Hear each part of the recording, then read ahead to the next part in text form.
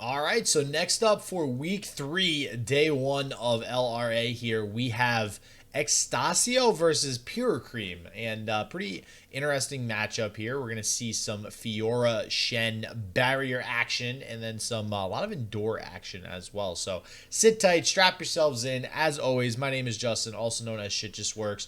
You are in the right place for Legends of Runeterra content, so let's go ahead and get into the gameplay.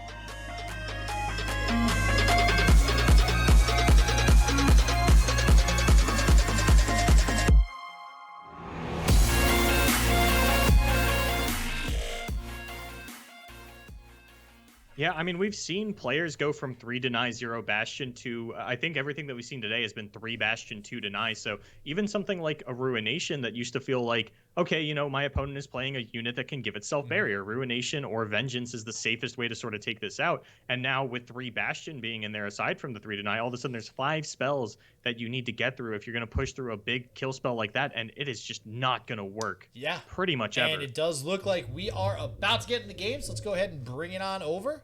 And I am praying we got a Lee Sin here, so we'll see in just a second what we got. I don't think the Endure Spiders got banned, but I really wish the Endure Spiders would get banned. Yeah, so just a real quick, go over the decks. We got Xtacio with a TF Gangplank, good old Noxus kind of burn version. The Lucian Z deck as well. And then Callista, They Who Endure. And then on the side of Pirucream, we have the Lulu Shen that you mentioned earlier, Callista, Sejuani, They Who Endure, and the Zed Lee Sin. So regardless of what gets banned, and it looks like they are restarting the matchup, so anyone disconnected, regardless of what got banned, we're going to see either Zed Lee Sin or Lulu Shen. So I'm pretty amped for this, no matter what.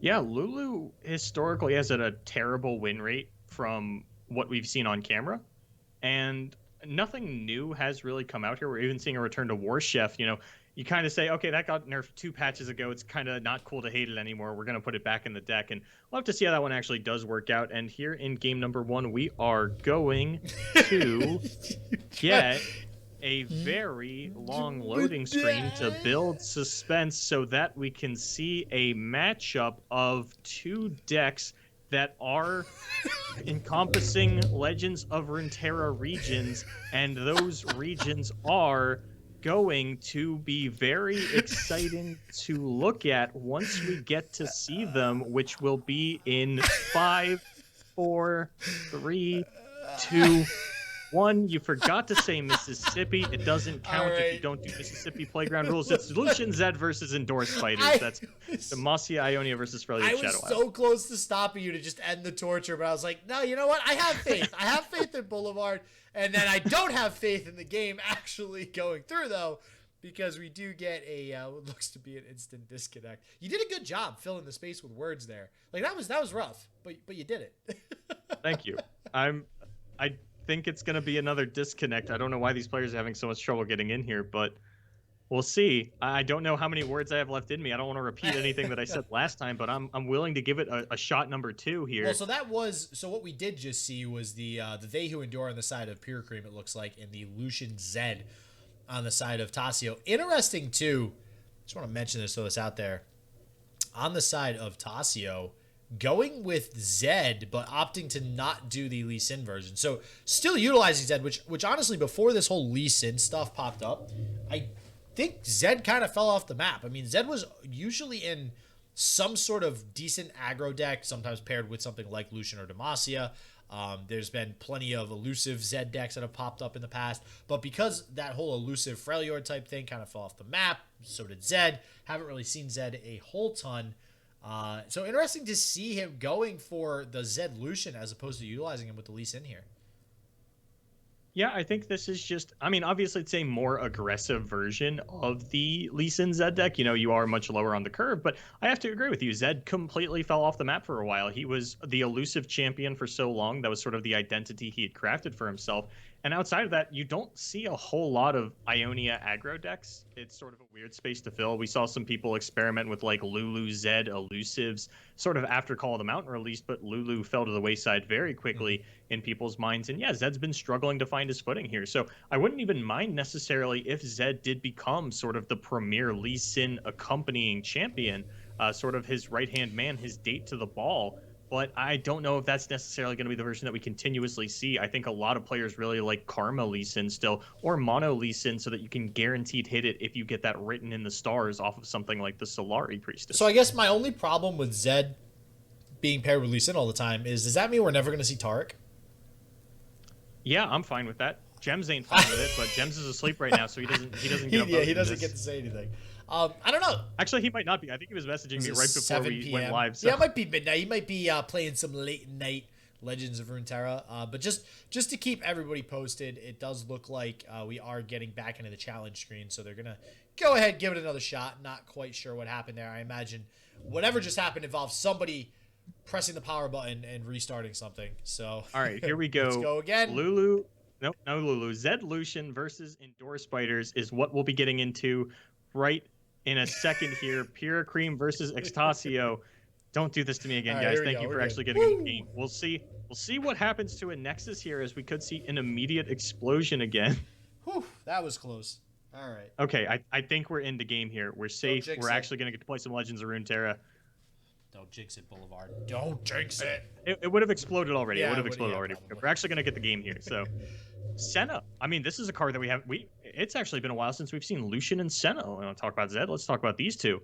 The sort of power couple, when we saw a couple of nerfs to Demacia, Lucian Bannerman really took over for a while, and it wholeheartedly became an aggro deck. And then we've seen it switch back to the more mid-game focused scout decks with Misfortune and Quinn, Garen Lucian, and Lucian Zed sort of fell to the wayside. So this is sort of a relic of the past, and we'll have to see how it pairs into this new meta.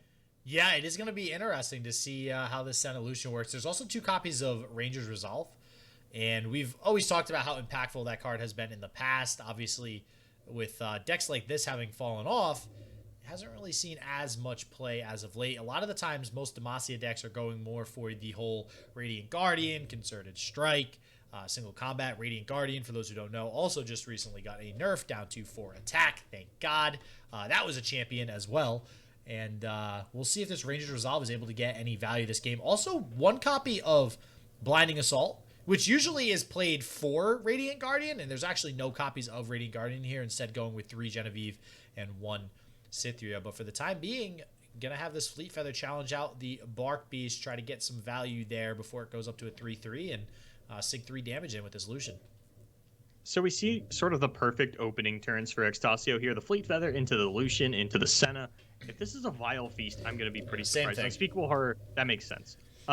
So Vile Feast, I think, would have been played in response to the Lucian, and then you would block the Lucian with that Spiderling to get your guy up to a 3-3, or maybe save it for a Blade Caretaker on the following turn. So, yeah, Pirucream actually not getting any value out of that Unspeakable Horror either in terms of getting that Nightfall card, but you got to do what you got to do, and I guess he's got bigger plans for this Bark Beast. Could even just see, a Bladed Caretaker come down here and really needed that unit to survive so he could try and pick off this Lucian combo with the Senna if it comes down. But, I mean, xTacio has so many counters to that with this Brightsteel Protector and this Ranger's Resolve. That Callista, though, I mean, you do have the Senna as kind of the counter to it. The Senna and the Lucian, actually, will both be able to attack pretty freely and not allow anything to block, but Callista this early is always pretty big for the They Who Endure deck, so this is a target that I think Tacio might want to try to focus on removing here. The thing is, I don't know if he can really do it. I think the Callista is just going to kind of hang around. So if anything, Pirucream is just going to try to get some more blockers down to just avoid taking too much damage from this Lucian and Senna, which is obviously what the deck wants to kind of do anyways, to start pumping up this They Who Endure. And xTacio gets the Bannerman top deck, just does not miss. I mean, got the Senna the turn before it was supposed to come out, and just a perfect curve punished by the whiff on the Bannerman. Let me check how many Ionia cards are in this deck. 4. Are you a sinner? Not 4. even sinner. Okay, so we've either got Deny or Zed on top of the deck, and now Pirucream knows that as well. That feels really bad.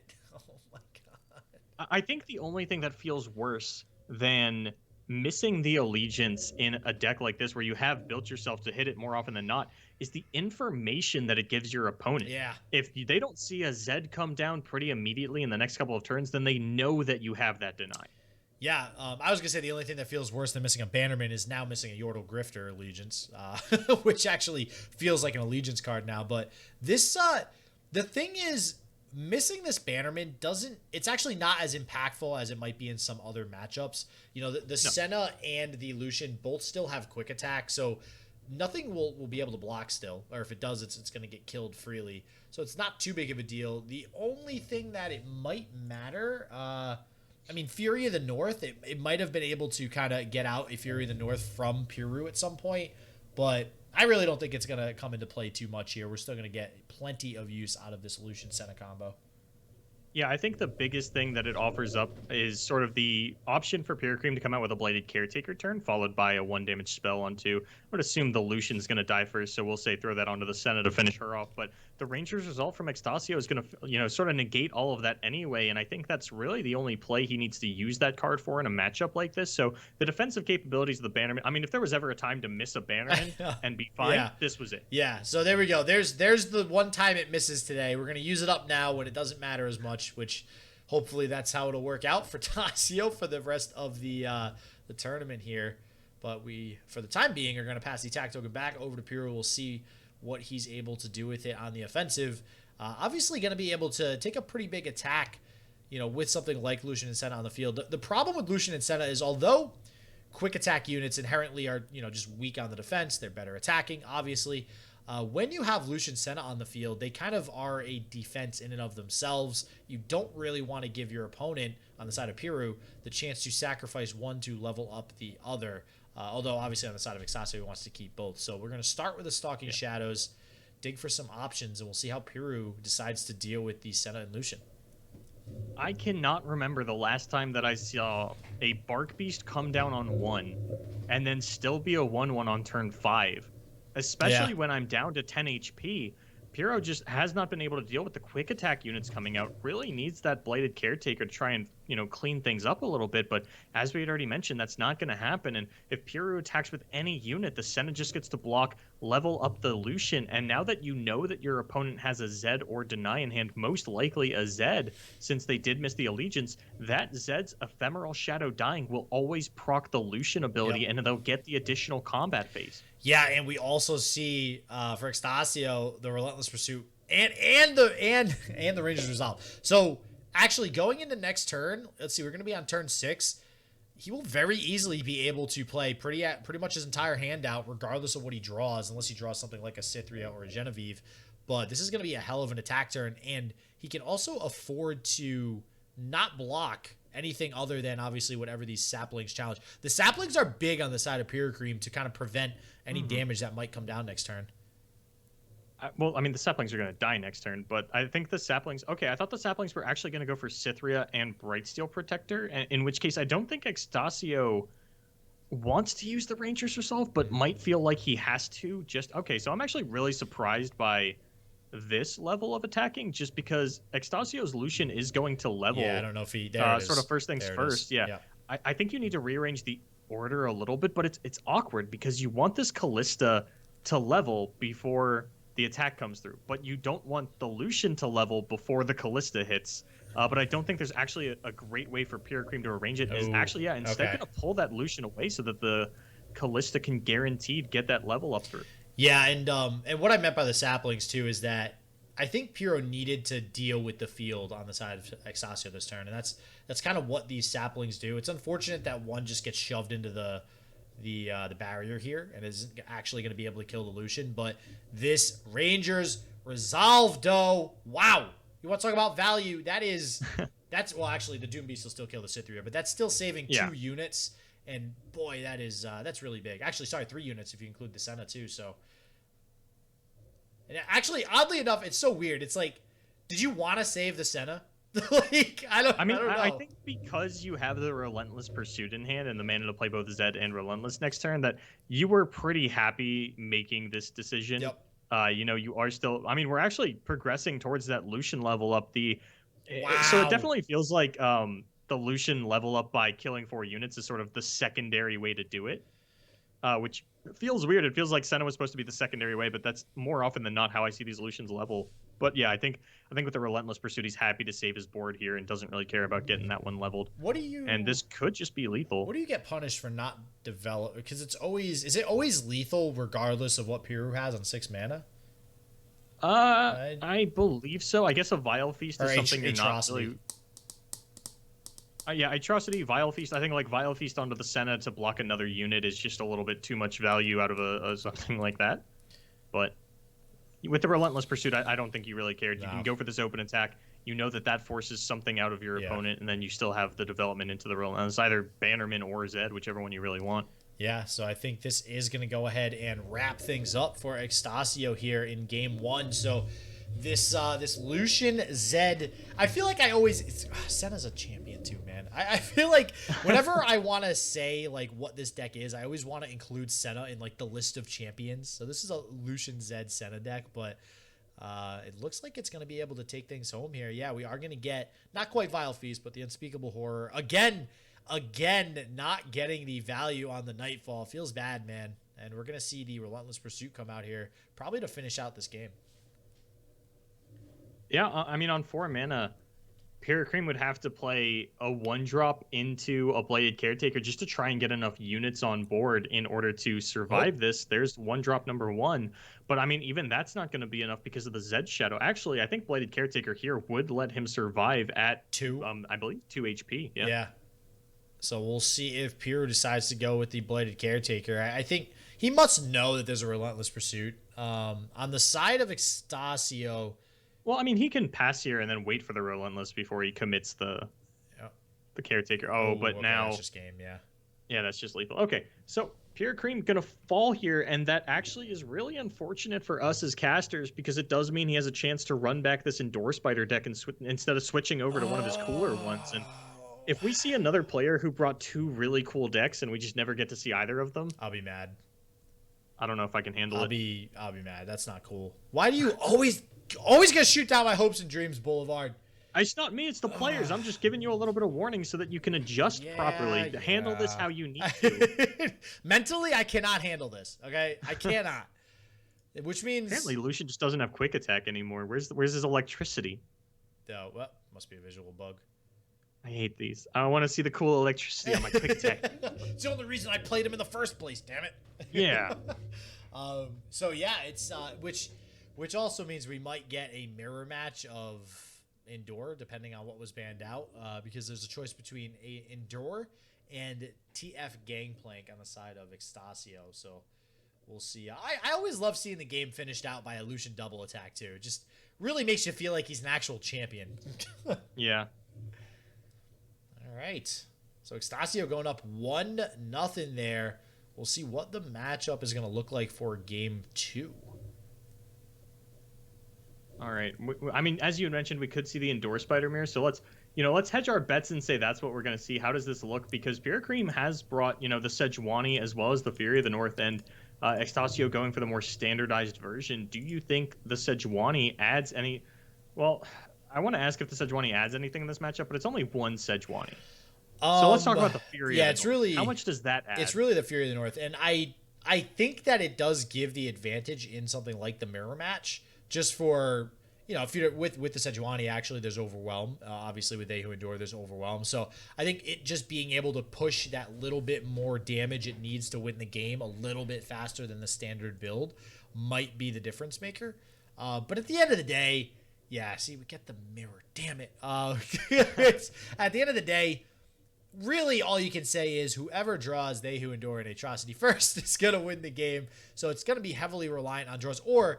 I say that, but whoever draws something similar to this first hand here, which is getting the Cursed Keeper with Ravenous Butcher and even possibly the Bladed Caretaker this early, that's a really good hand to just, possibly aggro down your opponent faster than they even get to the They Who Endure and Atrocity. So something else I want to touch on here coming out of Pirucream, one of Ruination. Oh, yeah, I noticed that too. So what is it? What is that in there to tech against? Is that in there to tech against something like War Mothers or something similar? I mean, yeah, there are a couple of decks that can just overwhelm your board going into the late game, and you just need to buy yourself, one or so turn to get through. The one thing that does surprise me about the Sejuani tech is the lack of Greenglade Caretaker going alongside it. That's generally the best way to get these Yeah. constant procs and level up the Sejuani, but playing it as a one of, it definitely feels more like a utility card rather than the backup win con that I like to see it as. And it looks like Pirucream has really prioritized getting this Fury of the North into the deck, so we will have to see how that one does play out for him. I am interested because I don't think there's a whole lot of matchups where I really value that, especially if you're expecting coming in to this Lee Sin heavy meta. But it's always weird to talk about tech choices for stuff like that because you're probably banning out the Lee Sin every time you see it, so teching for it doesn't make any sense. But we're just actually has the read on the Ravenous Butcher, says, you know what, xTacio, you opened up a little bit too perfectly last game. I feel like you did it again. I'll take my 4 rather than my 7. Yeah, and I think xTacio even thought about the Shen emote, I think, there. So good read on the side of Piru. But at the same time, Piru continues to not get the additional value out of these unspeakable horrors. Yeah, is that the third one that we've seen now, just getting nothing? That feels so bad. So bad. And to your point about Neverglade Collector, too, we see the Stalking Shadows in hand, one of which was played. I think a lot of people now, anyways, when I see these indoor decks being built, they're axing those collectors because they are going more in on this Stalking Shadows strategy and, drawing Doom Beast with it, or Blighted Caretakers, or Wraith Callers. I mean, those are targets that you want to get with Stalking Shadows, and it feels pretty bad if you do hit a Neverglade Collector with Stalking Shadows. So I imagine that's why the decision was made. But we'll see if it's going to affect this game in particular. Neither player actually bringing Neverglade. How many games have we seen where the game was completely swung by a Mage Seeker Conservator spell where that card was made off of a Warden Spray? I have seen that card swing games more than you'd think just off of whatever card it grabs. It's pretty insane, actually. I mean, I know that we kind of meme on it a lot, but a Hextech Transmogulator could be a massive difference maker in a matchup like this, just having the ability to take that Endure off the field and turn it into something a little bit more manageable. I'm not going to lie, every time I've seen a Hextech Transmogulator somehow make its way into a game, it seems impactful. Like, it always seems like it has a decent impact on the game. And we do see the Warden's Prey going to get summoned for now, and both players pretty much... same sort of tempo, same sort of health going into turn 4 here. We do have the Blighted Caretaker, which should swing this a little bit more in the direction of xTacio, so we'll see what Pirucream has in response. And this is what I meant from xTacio. I mean, Pirucream made that good read with the Unspeakable Horror, so props to him for doing that. But if you got both plays in a row, not really much you can do about it, following up with this Blighted Caretaker, which should not only push through a lot of damage, but remove anything that Piru might be able to play here, including this Ravenous Butcher that's already on the field. Curious to see what was gotten off of this Stalking Shadows, or if we're just finally going to get to see Pirucream get some Unspeakable Horror value. This is one of the matchups where you really don't have to worry about your 1 health units sort of dying off. There's no Twisted Fates, there's no Make It Rains. Withering Wail, very uncommon in decks like these. And I think that's one of the reasons that we're still seeing things like Petty Officer and the new Inspiring Mentor C play. But it looks like Pirucream just doesn't want to commit whatever it is that he drew, and is instead fine taking this now 7 damage represented. Yeah, I wonder if that additional unit will prompt Piru to play anything. I don't imagine it will, because it's only representing 1 additional damage, so I expect to see a pass back over. He'll just trade away that Ravenous Butcher and like you said, take the 7 damage. But that's dangerous, especially with an Atrocity in hand. All right, no, actually now going to play the Doom Beast. That's actually really big. That's going to keep Piru, I think, healthy enough to stay in this game for a little bit longer. But already having Atrocity and a Doom Beast and a Grenadier in hand is what was pulled. xTacio looking to be in pretty good shape here to deal enough damage to win the game. And that wasn't the card gotten off of Stalking Shadows, right? If it was, I would have imagined he would have played the Ephemeral, since it was going to die that turn anyway. So, whatever he got off of that wasn't good enough or was too important to play to immediately throw away even the Ephemeral version, which leads me to believe that it was either a Cursed Keeper or a They Who Endure. Either it was something that couldn't block, or it was something that he couldn't play. Well, They Who Endure is definitely never a bad one to get with Stalking Shadows. We'll see if that comes out here. It will be if the game ends on turn 6, 1 turn before it can come out as xTacio. I think with this Atrocity, has a really good shot at ending the game here. Yeah. I mean, this is lethal attacks. We have to see something out of Pirucream. Okay, blocking the 4/3, which takes the 4 damage Atrocity off the table, but still exact lethal. Wow, that's just game without the Atrocity. Wow. Whew. xTacio taking a quick 2-0 versus Piru. That is That's nuts. That is the most disappointing way that match could have played Yeah, out. wow. Like, I mean, props to Tassio. Opened very well in both yeah. games. Got that sort of perfect curve in game number 1. Got a very similar play in game number 2. You know, could have used a Bark Beast, but beggars can't be choosers. You know, you still had the Cursed Keeper, or yeah, the Cursed Keeper with the Butcher. Snuffed out a little bit, but it looks like it didn't, you know, stop any of the aggression in a meaningful enough way for Pirucream to go ahead and come back into that one. All right, xTacio taking it there. 2-0 real quick in that mirror match with the Endure deck. Just completely outdrew his opponent, just getting so many tools to really rush Pirucream down there. So unfortunate for Pirucream, but xTacio gonna go ahead and take it home. And just a ton of Endure. We're seeing a lot of Endure, not just in this tournament, but in much of the tournaments that we've been casting as of late, since this recent patch. Obviously Lee Sin being pretty popular as well, but Endure still has a spot in the meta. So as always, everybody stay healthy, stay positive. I hope it just works for you, and peace out.